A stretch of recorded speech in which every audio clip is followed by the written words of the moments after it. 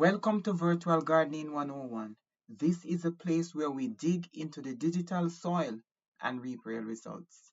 To all the subscribers who continue to support the channel, thank you so much. Special welcome if this is your first time viewing. Today, I'm going to be talking about the bush cricket or longhorn grasshopper. We call them jumper here in Jamaica. However, when I was growing up, I called them flowers cricket because the only place I saw them was among my potted plants. If you are a person who loves gardening, you may have seen these insects around. They are called Katydids, even though some people call them bush crickets or longhorn grasshoppers. They belong to the Tettigoniidae family and are mainly known for their leaf-like appearance, which provides an excellent camouflage from predators among foliage of the plants that they feed on. General characteristics. Appearance. Katydids typically exhibit green or brown coloration, aiding in their camouflage. They possess long, thread-like antennae that often exceed their body length. Their wings are held vertically over their bodies, resembling the roof of a house.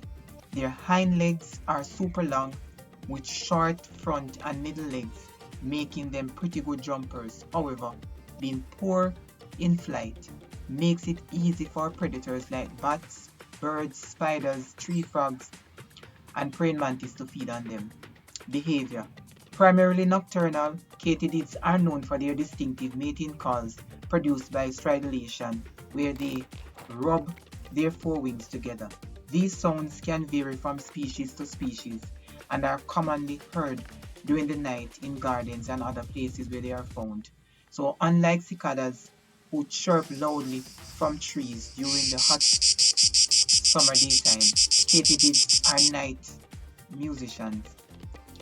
Some may drop off syllables, but most will be heard singing back and forth, sounding much like Katydid, Katydidi, Katydid, Katydidi, which is how they were named. I'm really not sure what Katydid. Diet.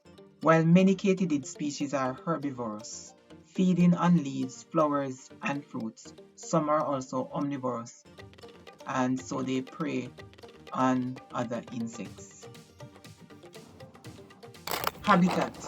Here in Jamaica, katydids inhabit a wide range of environments from coastal areas to the mountainous regions. Forests, both primary and secondary forests provide ample vegetation for them to feed on as well as to hide.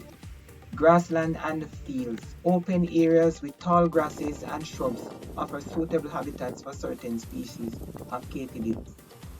Also garden and agricultural areas, so some of them may be found in cultivated areas where they may feed on crops as well as ornamental plants. And let me also say that they are among the first set of flying insects I encountered at the beginning of my horticultural journey.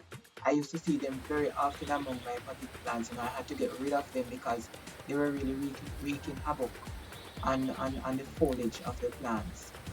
Notable species. While specific species data for Jamaica is limited, the island's tropical climate supports a variety of katydid species. Research and field studies continue to document and describe the rich diversity of these insects here in Jamaica. Although katydids are pesky insects that can wreak havoc on farms and in our garden space, they play a significant role in Jamaica's ecosystems. So while we are trying to prevent economic fallout from the damage they are likely to cause, we need to bear in mind their role in the following respect. Pollinators. As they feed on flowers, some katydids may assist in the pollination of fruit trees, for example. Also flowers that produce seeds. You also have their role as providing food. They serve as prey for various predators, including birds, reptiles, and mammals, and thus contribute to the food web. Herbivory. By feeding on plant material, katydids can influence vegetation dynamics. as well. Life cycle. Katydids have incomplete metamorphosis. The nymph that hatches from an egg of a katydid looks a lot like an adult, but it's missing the wings. As they grow, they shed their exoskeletons in a process called molting. During their final molt, they gain their wings and become adults, ending their growing and molting.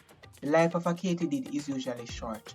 Most live for only about a year or less. Usually, only the eggs of a katydid can survive winter, although in tropical areas, some adult species can survive for several years.